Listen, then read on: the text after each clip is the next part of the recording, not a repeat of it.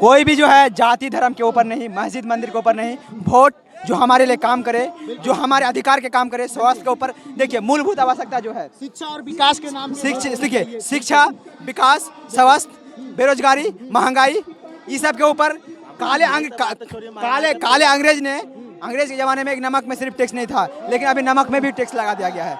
आप समझ लीजिए शिक्षा पे भी टैक्स है, शिक्षा में भी टेस्ट है। और एक मिनट, अगर आप एक पेन लेते हैं, इलेक्ट्रॉनिक सामान खरीदते तो उस पे 6% जो हीरा में, सर हीरा का बात बोल रहे हैं, हीरा में 3%, जो कि ये गरीब नहीं खरीद सकता है। जो कॉपी और किताब जो बेसिक चीज है, हर गरीब का जरूरत है, हर गरीब को खरीदना पड़ता है। जो पढ़ने के लिए उसमें 18% GST, आप किसी फॉर्म भरिएगा उसमें 18% GST, कॉलेज का फीस अलग है, मतलब एप्लीकेशन फी अलग है, GST उसमें अलग है, GST अलग देना है। लेकिन हम सरकार से यही बोल रहे हैं, देखो तो आप कम सीट दे रहा है, उसमें भी आप फीस ले रहा है, उसमें भी GST, एग्जाम में भी GST। समझ में आ रहा है कि मतलब किस लेवल तक के आदमी अत्याचार कर रहा है। लोग जो मिडिल क्लास पे है, तो अत्याचार अंग्रेजों के शासन में अंग्रेज के समय में तो आदमी के पास खाने का भी था, इस समय इतना ना महंगा हो गया कि आदमी खा नहीं पा रहा।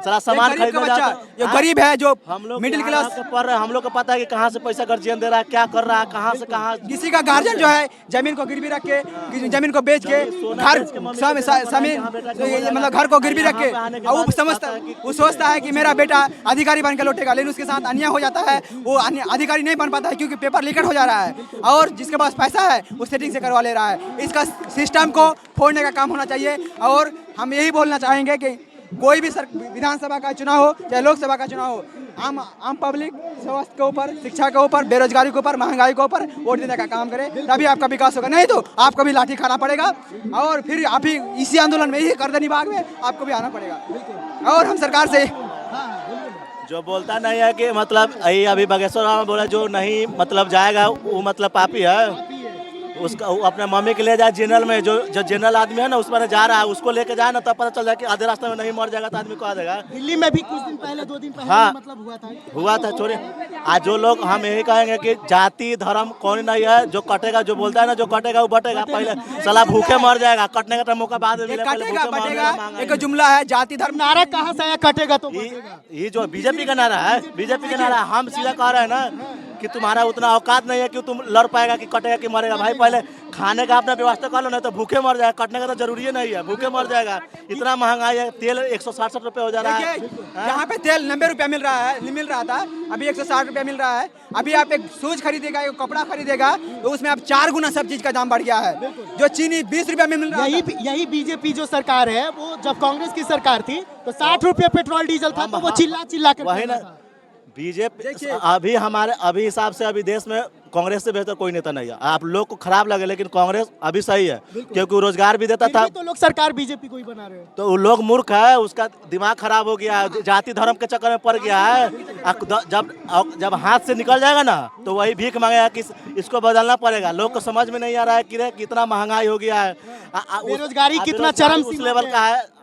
और उसके बाद नौकरी नहीं है तो कमाएगा नहीं, आदमी खाएगा। बीजेपी बोलता है कटेगा तो बटेगा, पहले खाने को दे दो, उसके बाद कटेंगे कि बटेंगे वो बाद में देख लेंगे हम। लेकिन सरकार पूरा घुमा रहा है कि ना इसको जाति धर्म में बदल दे रहा है। सबसे बड़ी बात है कि गरीब के बच्चों को धर्म के नाम पे, धर्म के नाम पर हम लोग, और अपने बच्चों को शिक्षा पढ़ने के लिए लंदन भेज देता है। लंदन यहाँ पे जो भी आंदोलन में आए हुए हैं, कोई नेता का बेटा नहीं, विधायक का बेटा, कोई एमएलए का बेटा एक भी नहीं मिलेगा। जो गरीब का बच्चा, जो मिडिल क्लास का उसका हालत ऑलरेडी खराब हो चुका है ना, सरकार से कुछ बोल रहा है, वही सरकार कुछ सुन रही है। सरकार को जितना अभी यहाँ पे सामान खरीदने जाएगा तो 10-10 रुपया के कुछ नहीं मिलता है, समझे। अब जो कलम हम लोग पढ़ते थे 3 रुपया में, उसका दाम 8 रुपया हो गया, जो समझे। लेकिन ये महंगाई क्या हुआ है, GST के पैसे हुआ है, क्योंकि GST लोग ले रहा है, जबरदस्ती देना है ना तो नहीं देगा। सरकार को अब एगो जो आदमी मेहनत नहीं करेगा उसको बिना मेहनत के पैसा आ जाएगा, तो सरकार बिना मेहनत के पैसा आएगा तो कोई मेहनत करना चाहेगा, चाहे नौकरी देना होगा। तो GST वैसे ही प्रकार के है, सरकार को बिना मेहनत के तो पैसा आ ही जा रहा है, तो नौकरी काहे देगा, वैकेंसी काहे देगा। तो ये GST को सबसे पहले खत्म करना होगा।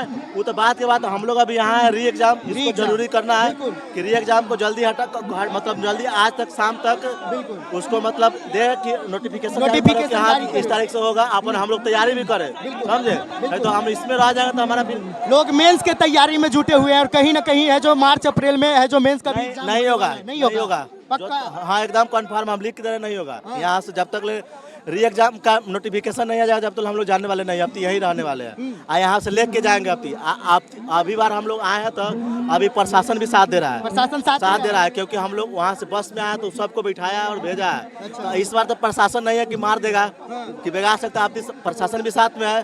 सर एक बात है, जो प्रशासन साथ में नहीं है ना, वो समझ लीजिएगा पैसा देकर नौकरी ले रहा पैसा है। दे के नौकरी जो लिया है। आंदोलन करने के लिए और नहीं वो सरकार का चाप सरकार का दलाली कर रहा है कि प्रमोशन हो जाएगा, हमारा बेटवा को मिल जाएगा होगा सीट, वो दलाली कर रहा यहाँ है। पे जो विद्यार्थी आते हैं उसके ऊपर जो लाठीचार्ज किया जाता है, क्या विद्यार्थी आतंकवाद है? क्या विद्यार्थी गोली बंदूक लेकर आया है? विद्यार्थी अपने अधिकार मांगने के लिए आया है, फिर विद्यार्थी के ऊपर लाठीचार्ज करने का काम हो रहा है। सरकार से अनुरोध करूंगा कि विद्यार्थी के ऊपर लाठीचार्ज करने का ना काम हो।